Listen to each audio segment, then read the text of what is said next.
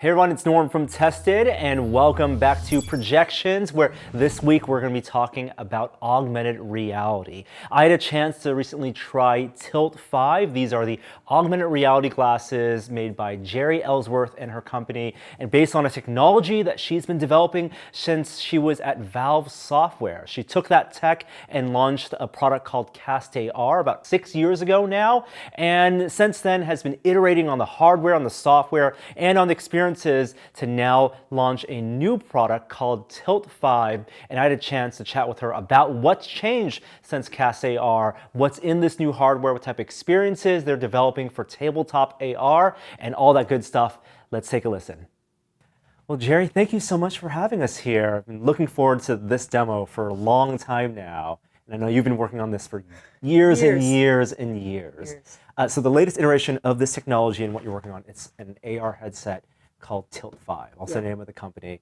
For people who might not know and may have heard rumblings about like how AR headsets work, how does Tilt 5 work? Let's start from the basics. So our system is kind of unique compared to other systems. Our system actually projects out to a special game board, which is called a retroreflector. And that allows us to make the headset really high performance, lightweight, super wide field of view, and super comfortable for the user. So part of the system is it projects out of these silver lenses here down to this retroreflector, and it comes back to each user. And that allows the focus of these pixels to be correct. So if I put my finger next to a virtual object, it's in focus. And that's super unique to our system. A lot of other systems have a fixed focus, and you can't focus on real-world objects and the virtual objects. And then also the system is super lightweight, so it's just 85 grams. It just weighs nothing. It just folds up and slip it on. So our main objective is to have a system, you fold the game board out, slip the glasses on, and just get right into fun. You know, no calibrations, no complicated setup, no sensors in the room. Yeah, it's a fundamentally different approach to AR than what we've seen out in the marketplace before, where people have used lenses essentially, or projectors onto the waveguide lenses, which let you put objects into our real space, but have limitations like field of view, like the accommodation divergence problem, where things don't look like they're in focus. They're kind of fixed in a plane right there, because you're using the retroreflective and essentially projecting out and back in. You solve for a lot of it. Yeah, exactly. I mean, I love the systems that are like AR anywhere. Those are really cool, but they have limitations.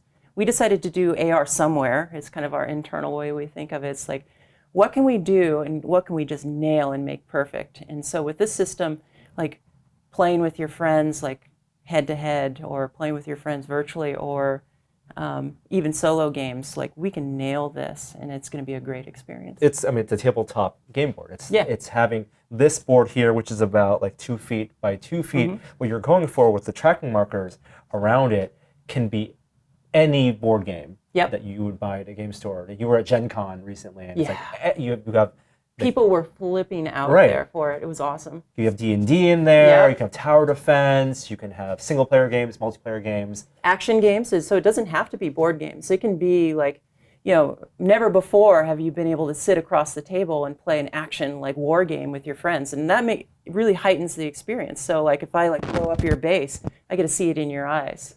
Yeah. And that's pretty unique. And all that software is kind of defined and parameterized by the hardware that you've now iterated toward. Can we talk about, you have this nice diagram here. Exploded view of it. It really helps illustrate, I think, how this projection system works. So I look at the projectors, and it's really novel that looking at here, the projectors actually go toward your eyes, but bounce back out. Right. So these lenses here, these are actually really special lenses. I mean, they just look silver and kind of plain, but there's actually a lot of layers in there. This is one of the inventions I did to pat on my back. It's like, this actually controls polarization and the way that the light gets reflected on the inside, so that you get 85% efficiency when the light goes out and back again, where if you just had a silvered mirror, you'd only get 25% of the light back. So it's a very elaborate, high-tech, one-way mirror system that doesn't works with polarization to make sure that maximum light is transferred to the user, but it also isolates each eye, so you get this 3D experience. And it also helps isolate between multiple users, so you can have any number of users around this. And then there's two projectors. Yep. So the two projectors shine down onto these lenses. And we've gone through like 5 iterations on these. And the new ones are fantastic. They're 110-degree field of view, super high fidelity, and really small and light. Like even between this iteration, we shrunk it down even smaller. It's like 2 sugar cubes worth of like volume. I'm looking around, your office, and you have all these parts everywhere. So a projector like this, it's not something that's off the shelf. Like, is it Nope. from a No. supplier? People always think that we just get it off the shelf. Like, no, this is like 4 years of development to make this projector, because you can get small projectors, but they're very narrow field of view. They have a very shallow depth of field, and so we had all these requirements. We had to have like in focus over a large depth. We had to have a massive field of view. Had to be super efficient so that we could run off, cell phones and Right. off batteries. When people think of like pico projectors, like those would not work great for this. No, and a lot of those pico projectors get too hot. Thermal was a problem for us too, so we had to come up with solutions so that we get the efficiency of the LEDs up enough that we weren't heating the LEDs up and heating the headset. So yeah, a lot of work went into the projectors. And a projector like this wouldn't necessarily work well as like a... No, if you point this at the wall, it's only 0.65 lumens, or point at your hand, you can't even see. Right. But because of kind of the amplification of the retroreflector, how it just takes all the light and brings it back to each user, you get the super bright image. Like we were demoing at Gen Con, and it was probably the most harsh environment we've ever demoed. Convention lighting. These huge like mercury vapor lamps, and it was super bright, and people are like, wow, I can't believe how bright this is. I'm like, yes. Yeah. And the objects look opaque, and they're really nice. Are you talking about resolution and these are refresh HT, rate? so they're 720p per eye. And then you're refreshing them at 180 frames per second. 180 frames a second, which then leads to talk about how you're processing all of that. Because are your games then running at 180 frames? No. They don't have to. No, that's a really cool part of our system, and it took us a long time to get here. It's like I dreamed about this like years ago when I worked at Valve. I'm like, in the future, the game engine's going to run asynchronous from the actual projection system, and in the headset, it's going to do reprojection to realign the image and do all the perspective transforms that need to be done.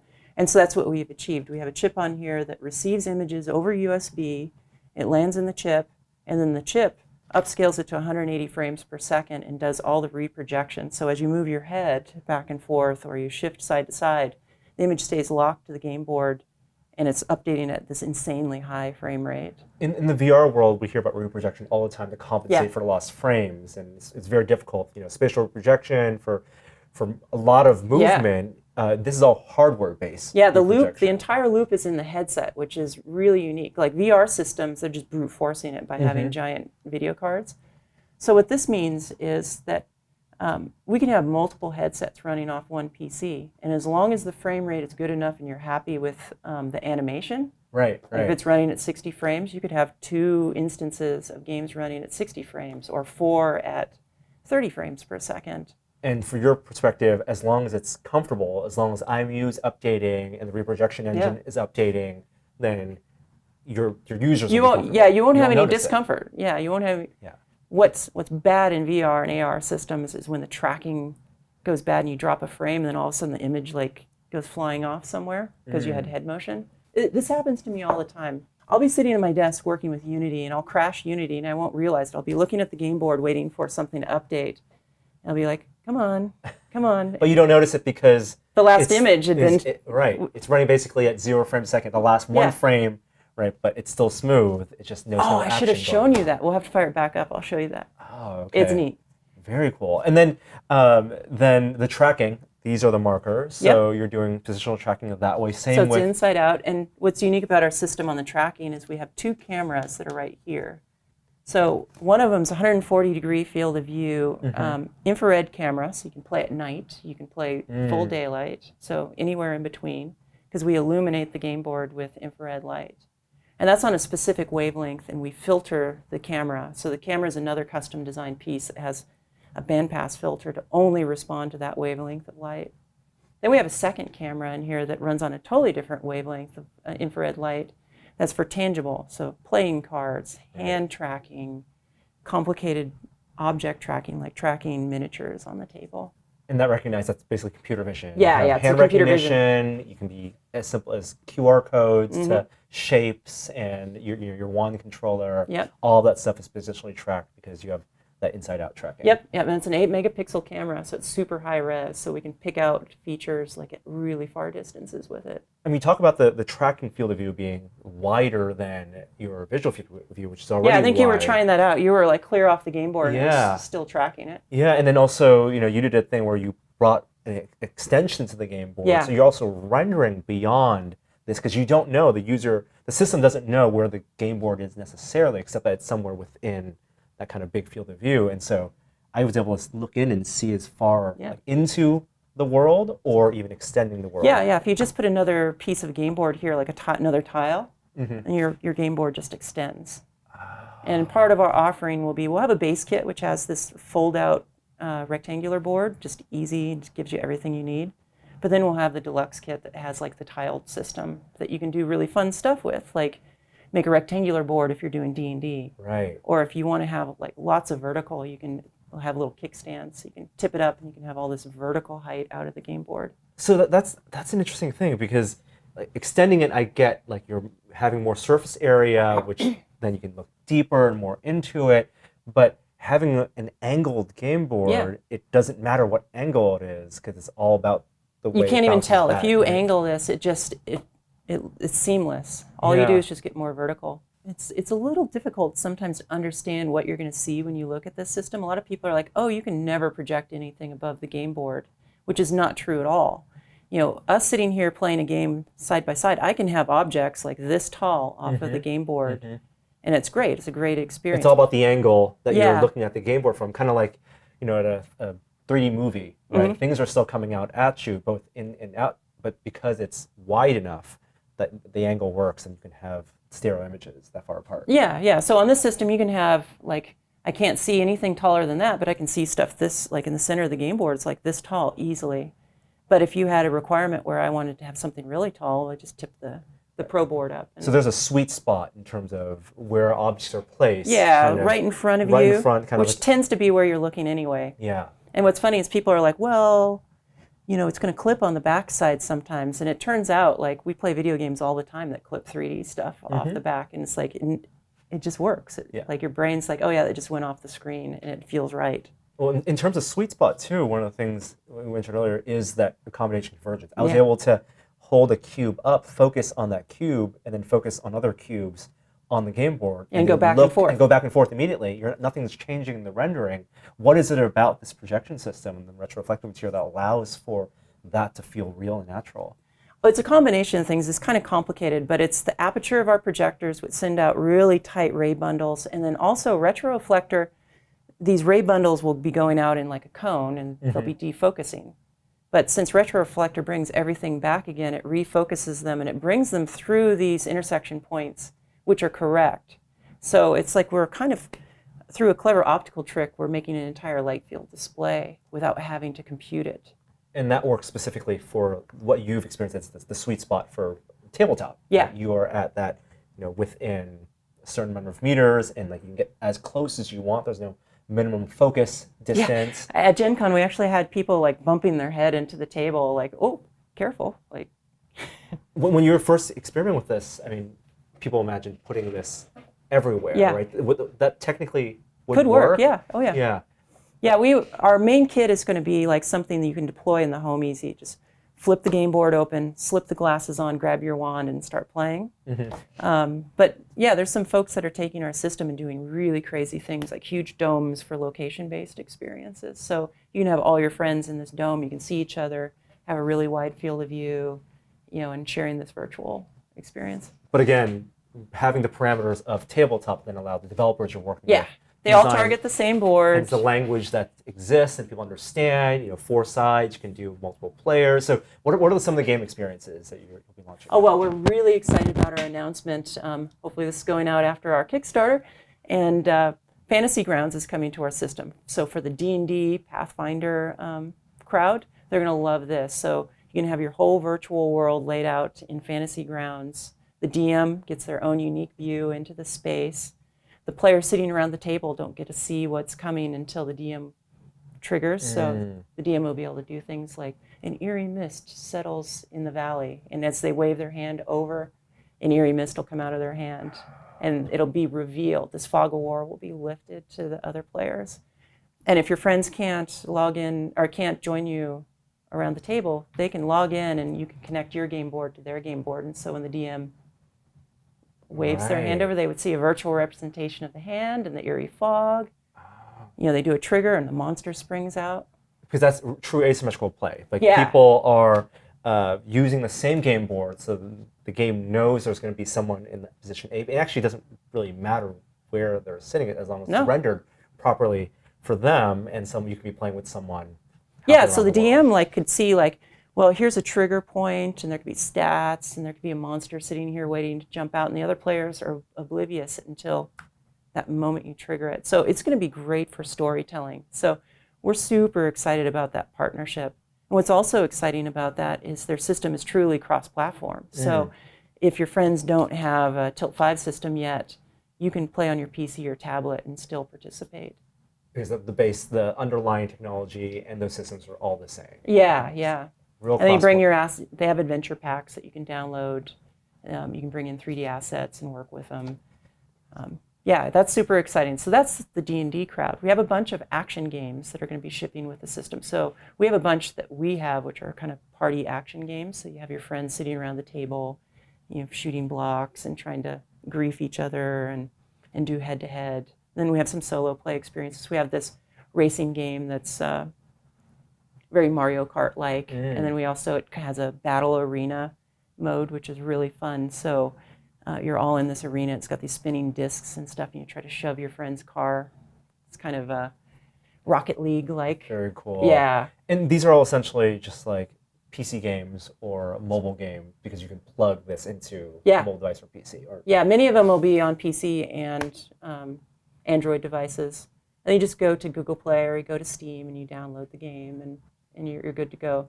We have a couple developers working on true card games. So Locomotives is one of our partners that's working with our brand spanking new hardware, Brave Souls. And it's looking really good. You got a little sneak peek of that. Yeah. And so that one's like a Wild West theme where you can have up to, I think, 6 players. They can be either remote. It's truly cross-play also, so you can play on your tablet or your PC or on the Tilt 5. And it's really up to your developers to choose if they wanted something really graphically intensive, something with a lot of network play, or something that's very single-player focused. That's kind of up to them. Exactly. Yeah, we're making a tool, and we want to put enough, tools in the toolbox for, the developers to make these rich experiences. So that's why we thought tracking physical objects and hands and cards super critical. Great tracking, great field of view. Have them all target a game board so everyone has the same experience no matter where they're at. And you have all that input output. You have speakers, you have microphones. Yeah. Oh yeah, we didn't even talk about the tapped telephony. Yeah. And this is all essentially whoever gets one of these can be a developer. Yep. So each kit is a developer kit. So our SDK is super simple. I'm just a chip designer by trade, and I'm writing Unity demos. Every one of those kind of cheesy demos that I showed you today was just a camera test demo that I put together. But our SDK, you just take our plugin, drag it onto the camera in Unity or Unreal, and then that gets your head tracking. And then if you want to use the wand, the buttons and triggers is just standard Unity input. And then for the 6 degrees of freedom, it's straightforward. Just hooks that to your game object.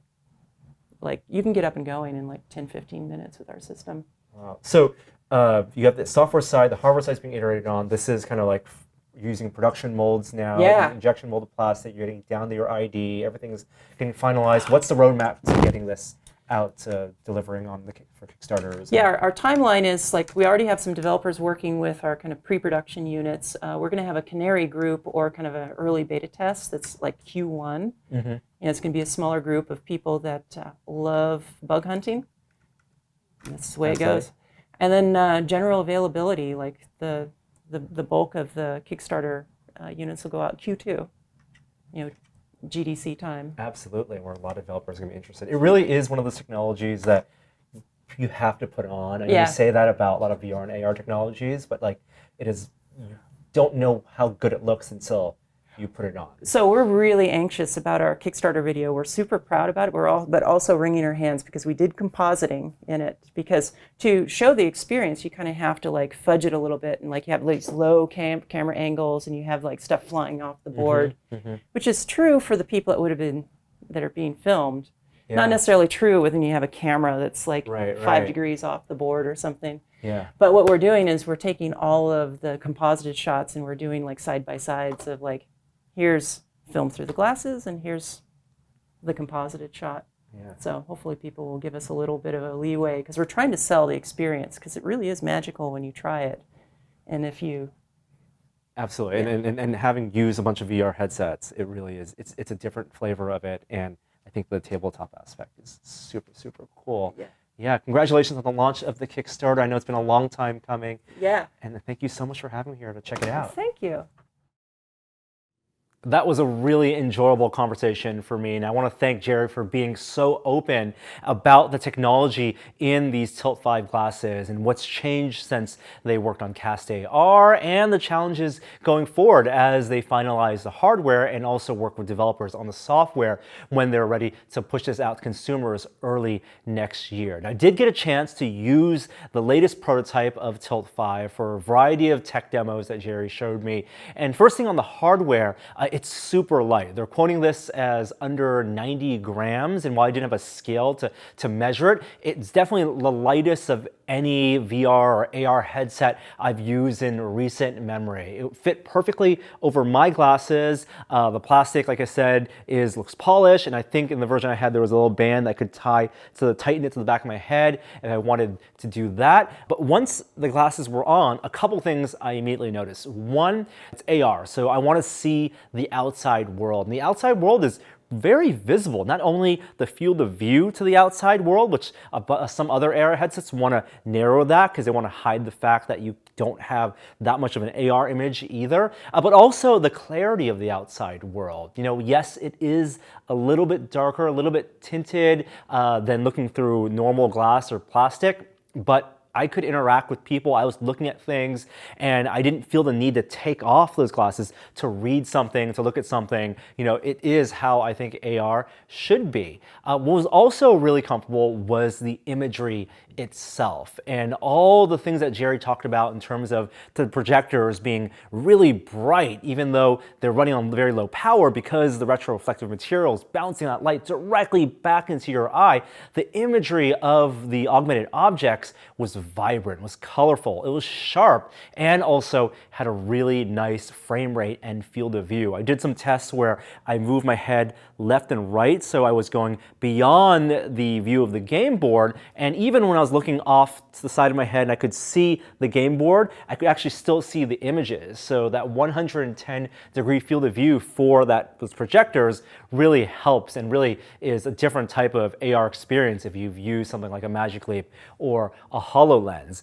The smoothness of the motion of the graphics and the objects that were on the board, in the board, or floating above the board also made this really comfortable. I know Jeri quoted about 180 frames per second for the projectors, and I'm not sure if that's alternating frames, 90 on each eye, or if they're actually 180 on both projectors. But regardless, the imagery was super smooth. And after I interviewed her, she did give me that demo again where she crashed Unity and the image was locked in place. I almost couldn't tell that there weren't any additional frames. I didn't notice any drop frames at once. That reprojection engine they have inside the hardware to do some essentially time warp and space warp and skewing of the images works. Now, of course, if I move my head dramatically off frame or did some crazy lateral movement, it did look skewed and it wouldn't look right. So you're never going to be running games at like 5 frames a second.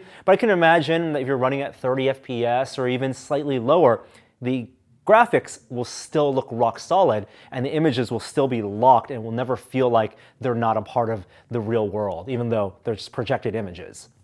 Something I was also truly impressed by is that seemingly the Tilt 5 technology solves for the accommodation divergence conflict. The idea that these objects, wherever they may look like they're floating in space, will be in focus as you focus your eyes on them, not just because of the stereo overlap. I was looking at these cubes floating above the tabletop surface and as well as those spread around, and really moving my head around them and shifting my eyes focus from one cube to the next, and everything looked like they were in the right place. It's an AR experience that you don't get out of waveguide-based headsets right now, and I'm still trying to wrap my head around exactly what type of optical trick allows for this to happen, because they're not generating a light field. They don't have that type of rendering power on the system, but apparently it's because of the way the projector shoots all those rays of light onto this microsurface of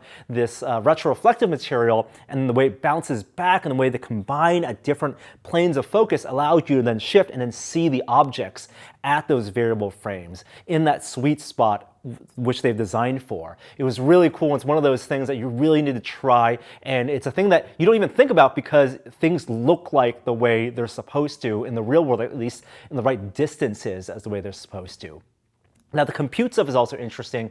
The demos I saw were running off of a laptop, and as Jeri mentioned, you could run multiple Tilt 5 headsets off of a single laptop just based on how much processing power you have on the laptop, what frame rate you want to run the games at, and also how many USB ports. It'll just be USB-C right into the headset, and so the benefits are, of course, you only need one computer really to do multiple players. It's going to be really open. They're not doing their own version of an app store. You'll just download the games from Steam or the Google Play Store, and also the games can then run at different resolutions. And in some of the demos, I noticed that, yeah, some of them weren't necessarily running at native resolution. I could see the telltale signs of some anti-aliasing, some of the jaggies, but again, the movement was so smooth. And then some of the games that did look like they were running at native resolution, that 720p per eye, was really sharp.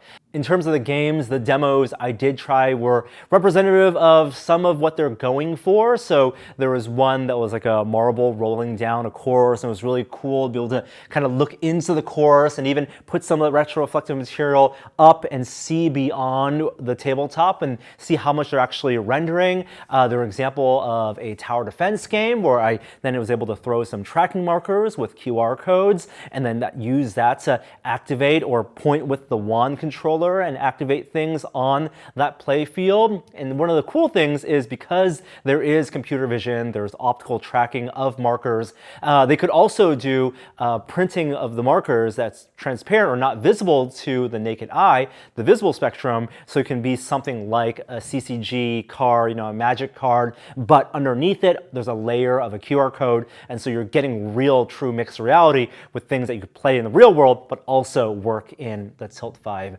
system. Their partnership with Fantasy Grounds, I think, has a lot of potential because that's an established platform with licenses for RPGs like Dungeons & Dragons. And so there's an existing player base, there's an existing software stack, and it's cross-platform. So people with Tilt 5 will be able to play with people who are not in the same room with them, who may have Tilt 5 sets or may just be playing on a traditional PC or tablet. And so that's going to potentially expand the user base. And I think it's really smart of them not to design an AR system to try to solve for AR everywhere, with the complexities of SLAM and mapping and optics that work outside and inside. They're trying to solve for AR and design an AR system with these parameters of it being a tabletop gaming system or traditional video gaming system. I would love to play a Diablo-like RPG or a Gauntlet-like RPG on this 2x2 game board and look deep into a spiral staircase and play with friends or in the room or not in the room. I can't wait